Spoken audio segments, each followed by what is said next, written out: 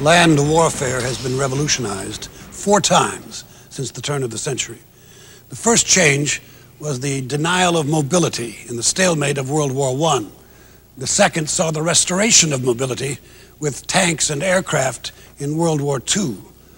The third change can be seen as the defeat of technology by the guerrilla fighters of Vietnam.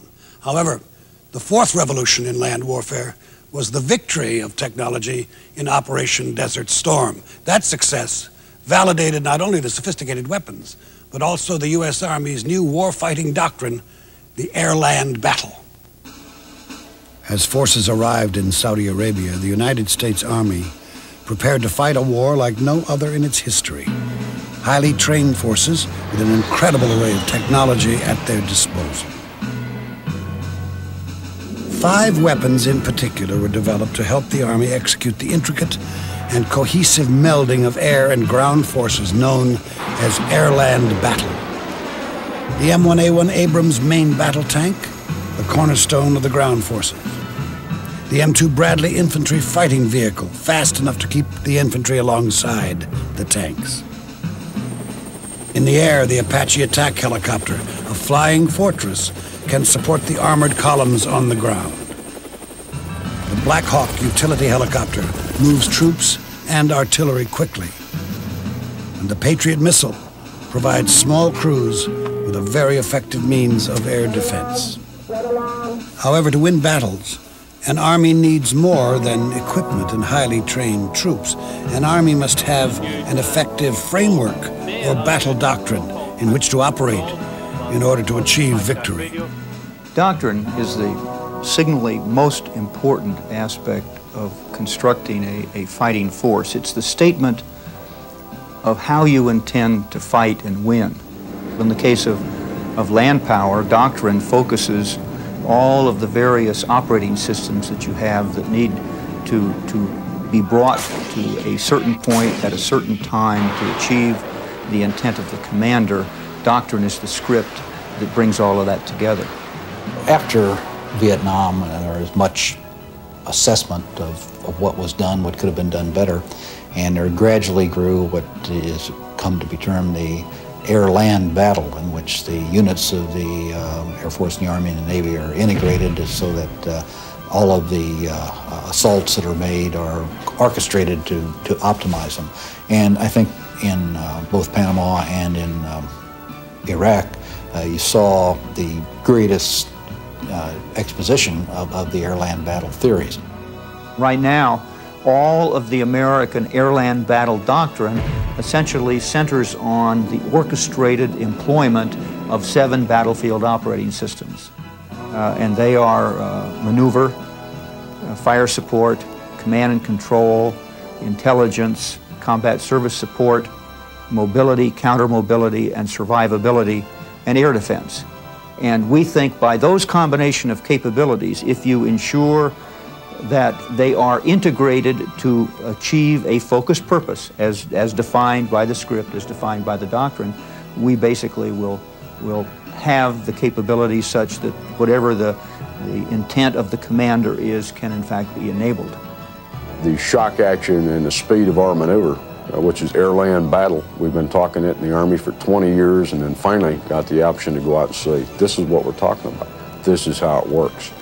You synchronize everything, you get your artillery going, your attack helicopters going, your air going, all at the critical time and place with the ground forces, and it's going to happen. It's going to work. The concept of combining different types of units to create a more effective force is hardly new.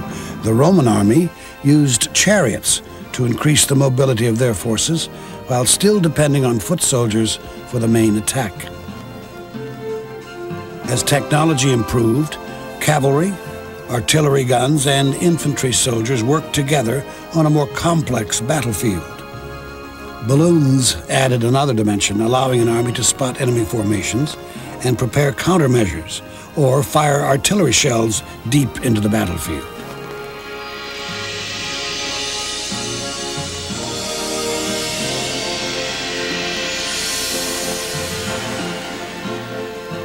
As forces began to mobilize for war in Europe, most military strategists assumed that World War I would be conducted the same way that battles had been fought since the times of Napoleon. In the Franco-Prussian War, and then in World War I, countries were defending entire territories, the whole countryside, so they had these long lines that covered the entire front between their country and the other country. And the Germans, in the early part of World War I, thought they were going to achieve a breakthrough and destroy the French forces very quickly.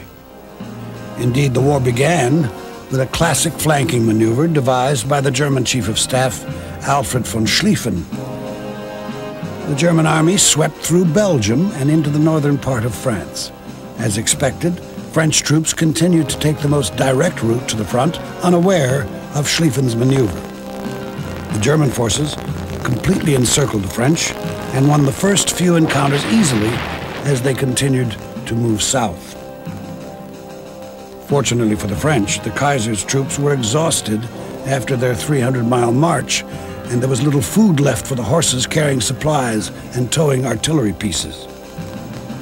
In fact, German forces cut their maneuver short, descending to the east of Paris instead of circling behind the city. The French army was now in position to launch a counterattack on the exposed German flank just 20 miles outside of Paris at the Marne River. About the 30th of August, they were at Meaux on the Meuse River. And this was only about 20 or 30 miles from Paris.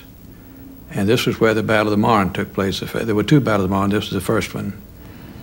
The French rushed out reinforcements. They had used taxicabs. They had all the transport taken up. They used taxicabs, brought enough infantry out there. They were finally able to stop the Germans at that point. That was the high point of the German advance into France. That was as far as they ever got. Now remember, by that time, the Germans, in less than a month, had moved around 350 miles from the German border all the way across Belgium and all the way across northern France that far. So their supply lines they just couldn't handle that type of thing that rapidly. As the advance halted, the effects of recent technological improvements such as more accurate rifles, rapid-firing machine guns, and long-range high-explosive artillery shells could now be seen. Trains and trucks quickly brought more troops, guns, and supplies to the front. This war would certainly not be fought as the generals had planned. Unable to penetrate each other's defenses, both the Allied and German armies began to dig trenches to provide some protection before the next attack. But if technology was dictating a change in battlefield strategy, the generals weren't listening. The fighting continued. The trenches became deeper and longer until they stretched across virtually the entire front from the English Channel to the Alps. World War I became a war of attrition where victories were measured in terms of enemy casualties instead of territory gained. Intense artillery and mortar fire would precede a frontal assault by the infantry, who would soon become trapped in barbed wire, gunned down by machine gun fire, or blasted by enemy artillery. When these assaults failed, the generals assumed the enemy had not been properly softened up. Instead of one day of artillery barrages before an attack, there would now be 1 week or more. Such was the case at the Battle of Verdun. It was fought in 1916, and it turned out to be the bloodiest battle of, I think, the bloodiest battle of all wars. The Germans launched a massive offensive towards Verdun, which was a heavily fortified city. The French immediately began to rush up reinforcements because this long barrage gave them plenty of warning, and they rushed up reinforcements, rushed them up. And the French started their counter barrages. And the battle raged on from February on up until June. It lasted for right at 5 months, and it just became a horrendous slaughter. The French lost around 550,000 men, and the Germans lost around 450,000 men in this battle. This is 1 million men. This was the largest, heaviest casualties of any battle in any war ever. Months and years passed. The utter waste of life continued as the surviving troops suffered through the ordeal. The military leaders had no new strategy. Could technology come to the rescue?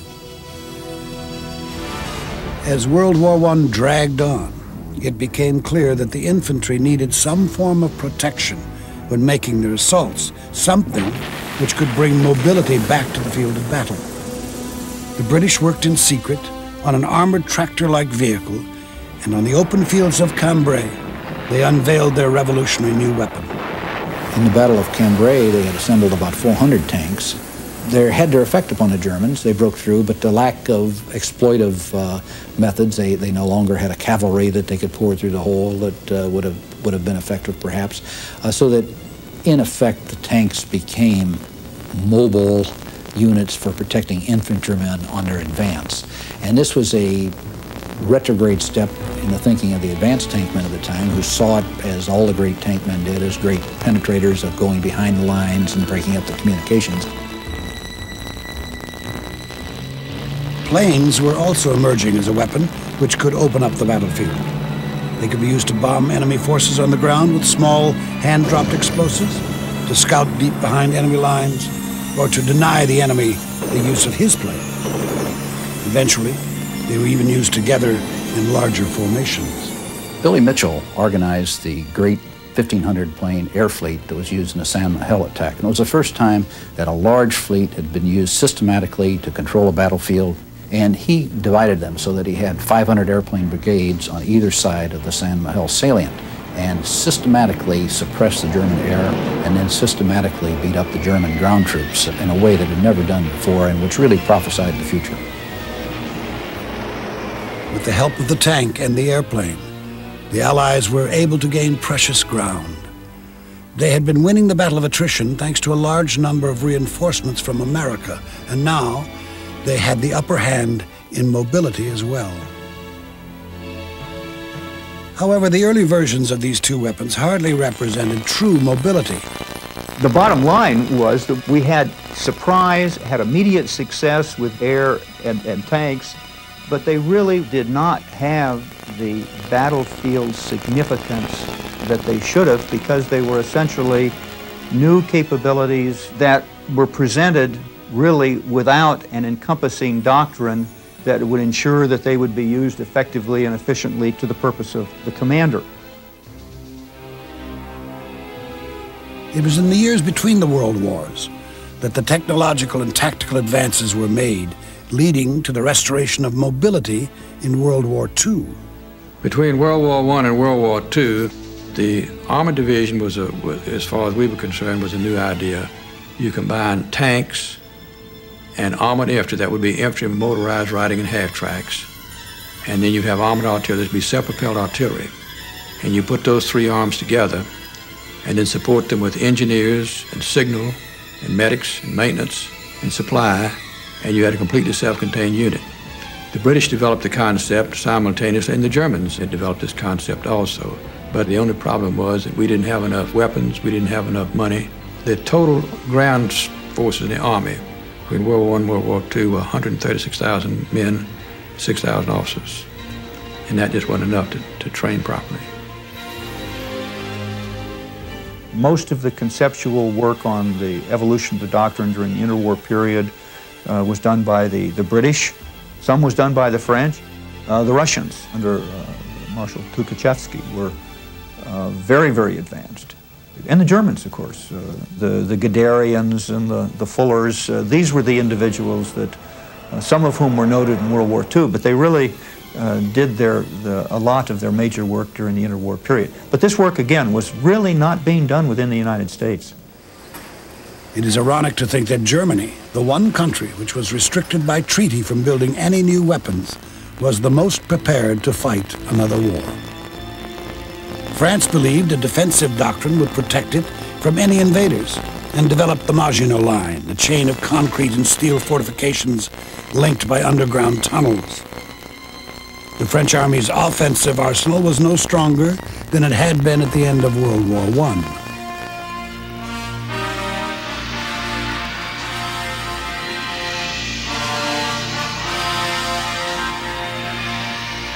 Suddenly, in 1939, Hitler unleashed the new German warfighting doctrine as Poland became the first victim of blitzkrieg. The concept and the practice of blitzkrieg had reached the point where the German army could virtually carry it out as a drill.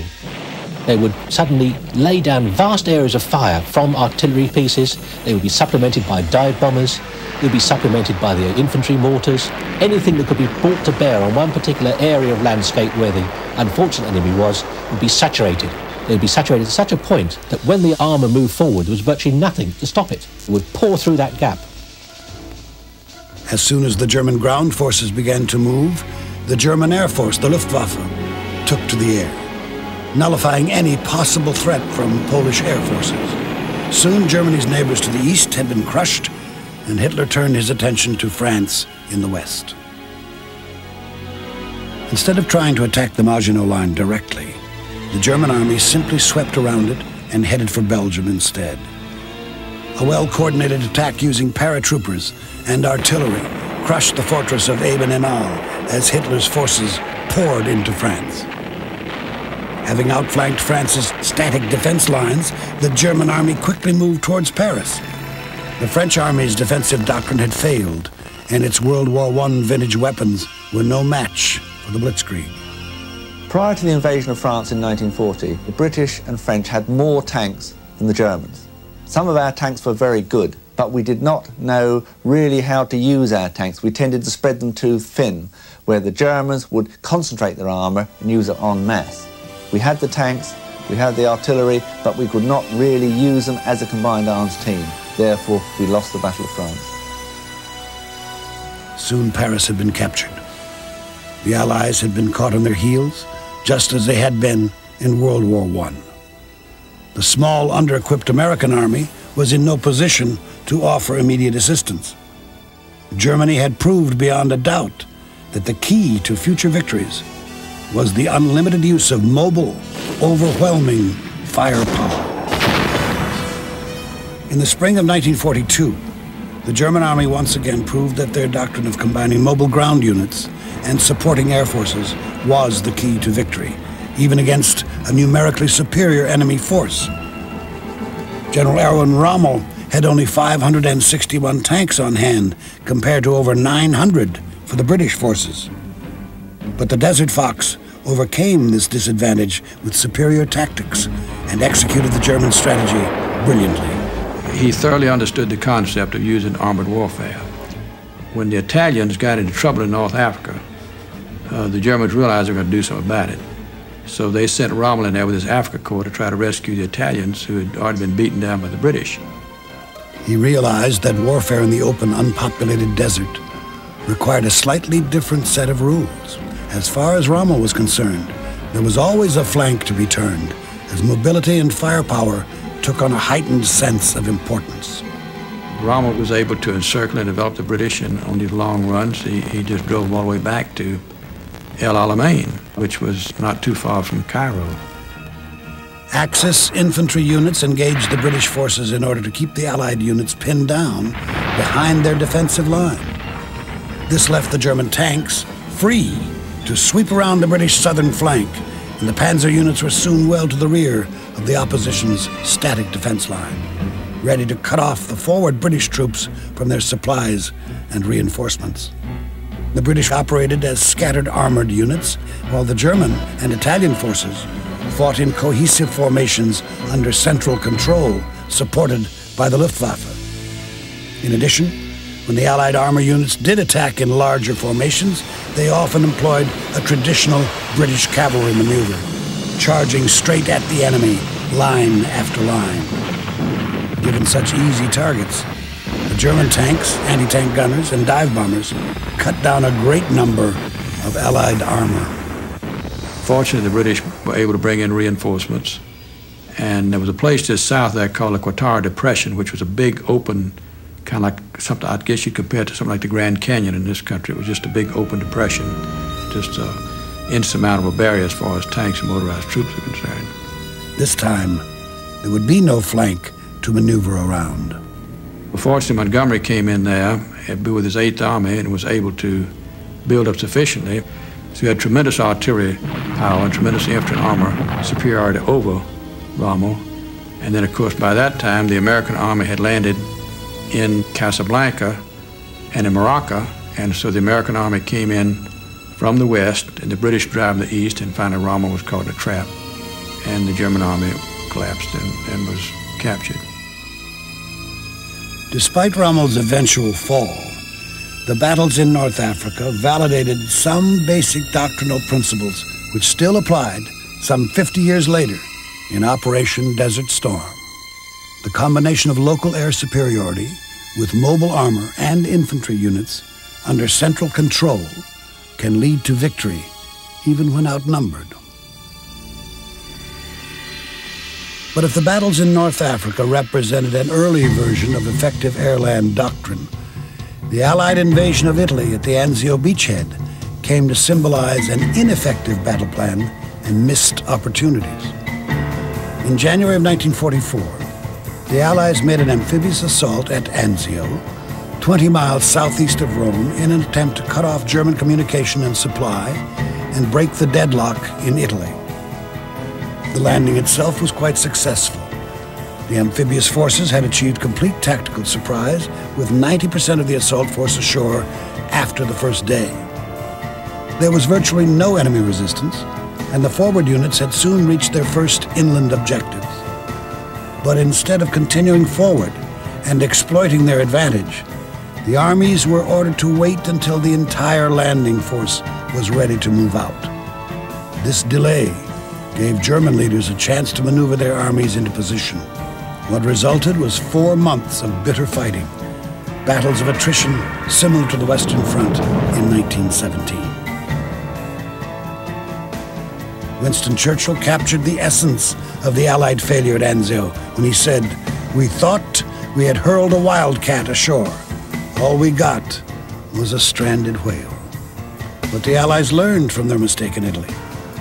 At dawn on June 6, 1944, intense airstrikes and naval bombardments of the Atlantic Wall provided cover for the invasion of Normandy, Operation Overlord.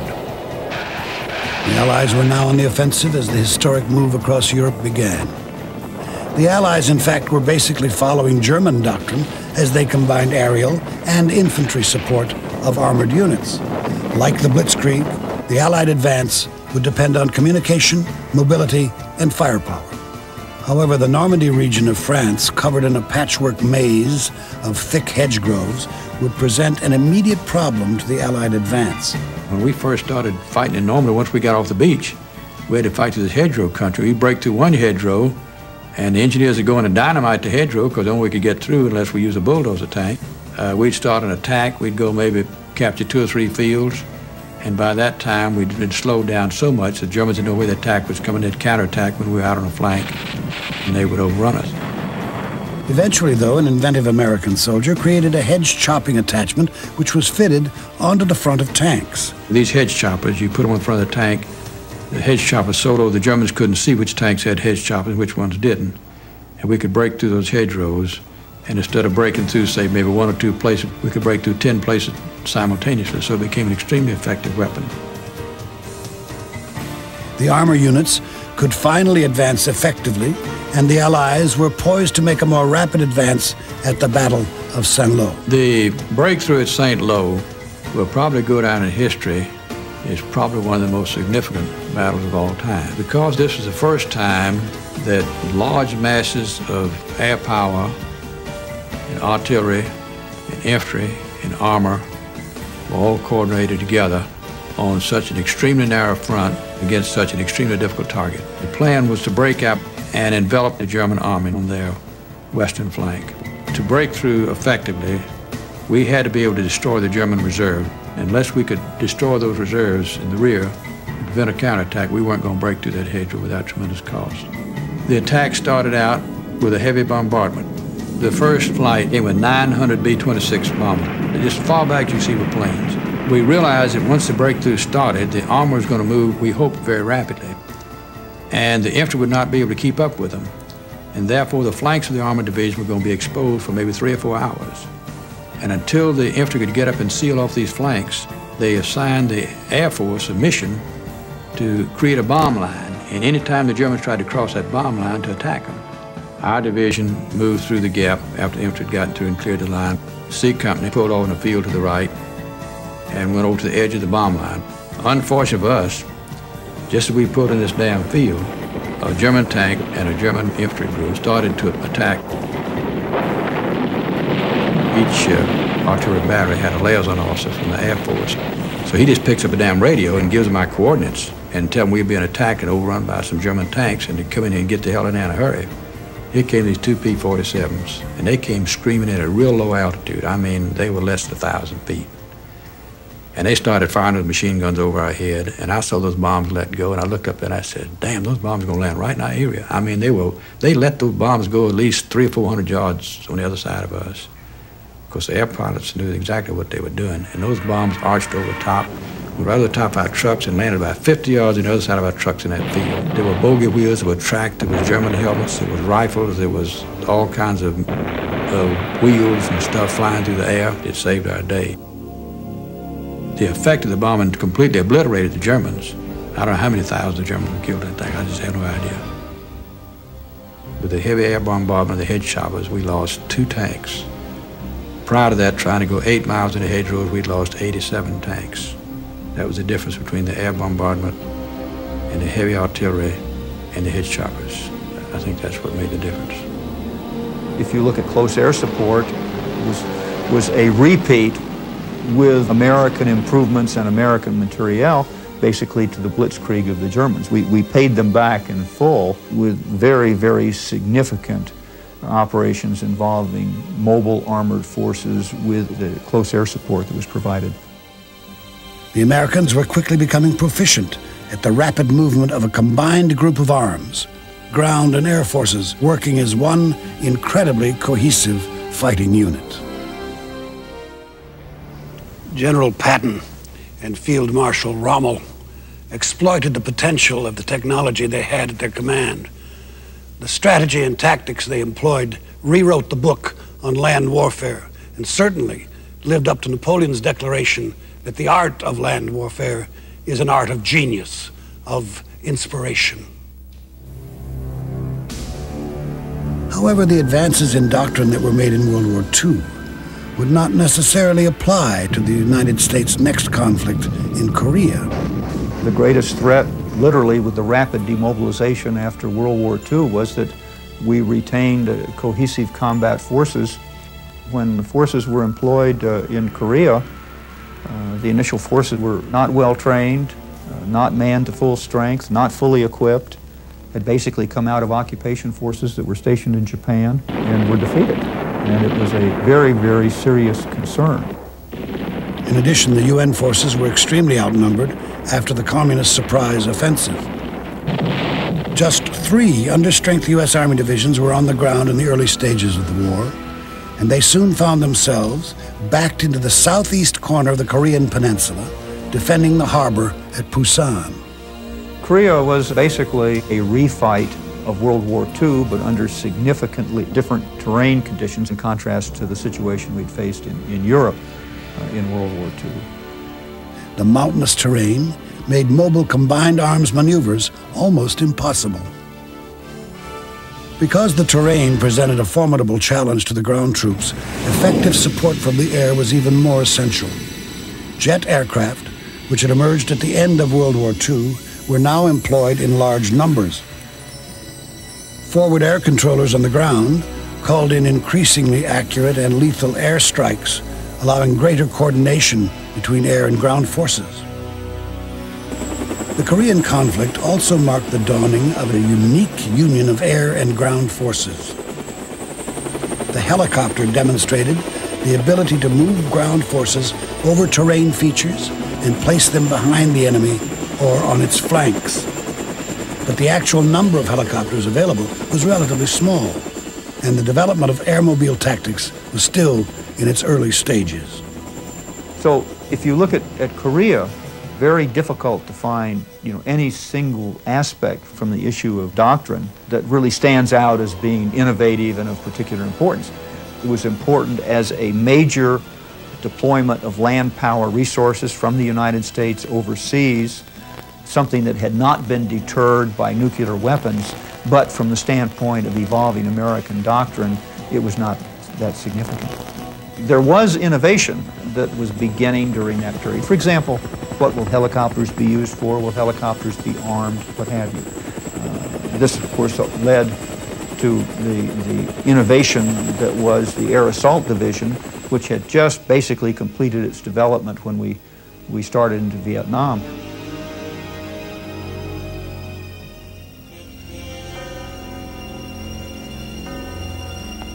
When the pilots of the 101st Airborne Division whirled away from the deck of the USS Iwo Jima in 1965 to their base in South Vietnam, they foreshadowed the role of the helicopter not only as a weapon, but as the symbol of the United States operations in Vietnam.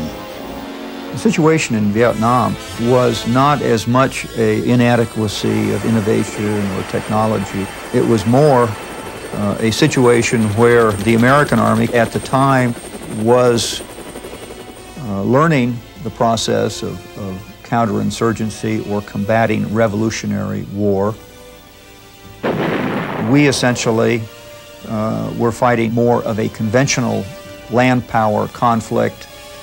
The North Vietnamese were essentially fighting a revolutionary war. But the real issue was one of almost two ships passing in the night as to the nature of the war that was being fought. But in terms of effect on the development of our doctrine, Vietnam was not greatly different than anything we had done in Korea or World War II, except for the introduction of air mobility. The helicopter had truly come of age, and air mobile tactics, including the use of newly formed air cavalry units, proved to be quite effective. A considerable number of troops could now be placed anywhere they were needed on the battlefield, regardless of the terrain. Artillery would assist them from fire support bases located throughout the country. But in most cases, after the fighting was over, the troops would head back to their base camps, and the enemy, which had been beaten back, was now free to return to their original positions.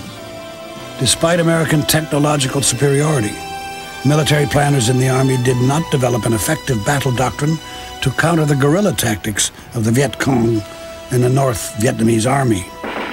There was no front to break through, no flank to maneuver around, no clear battle lines at all.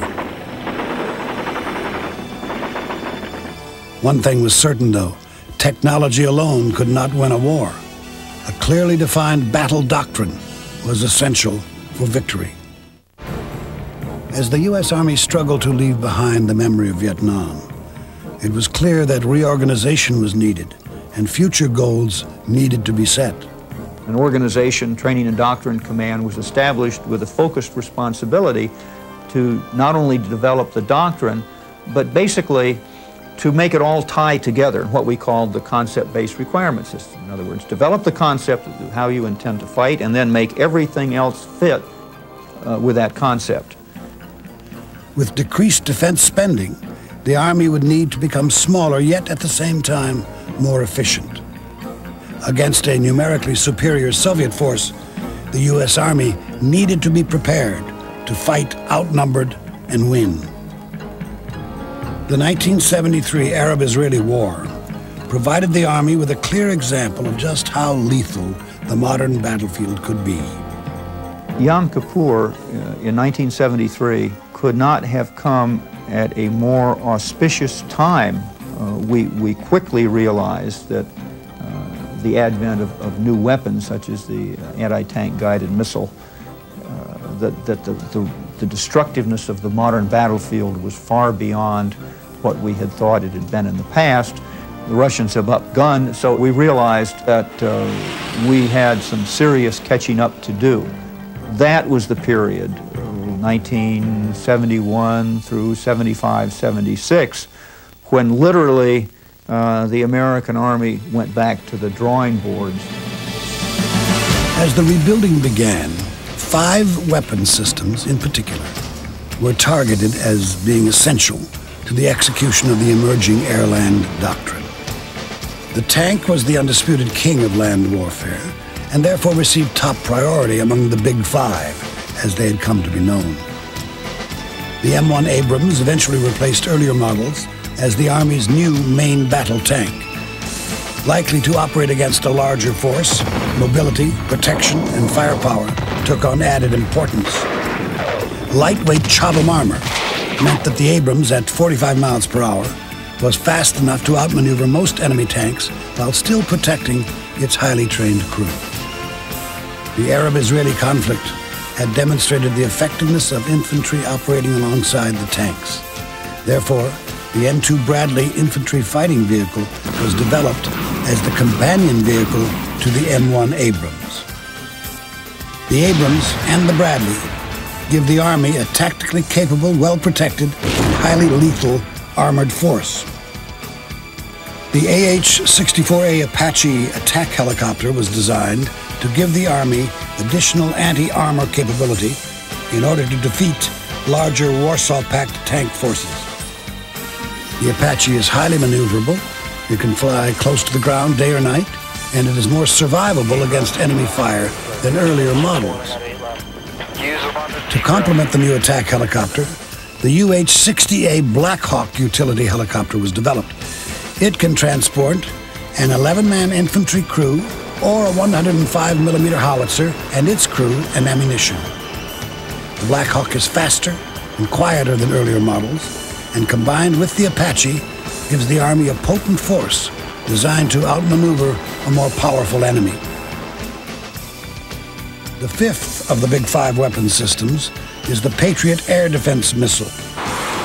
It is compact and more mobile than previous air defense systems and can be operated by a smaller crew. Its anti-missile capabilities have become well known, but its main objective is to assist the air forces in achieving air superiority, which is vital to the success of AirLand Battle. Air superiority allows AirLand to win the deep battle behind the front lines, where communication and command centers can be disrupted, enemy reinforcements can be weakened before reaching the front line, and supplies can be delayed or destroyed.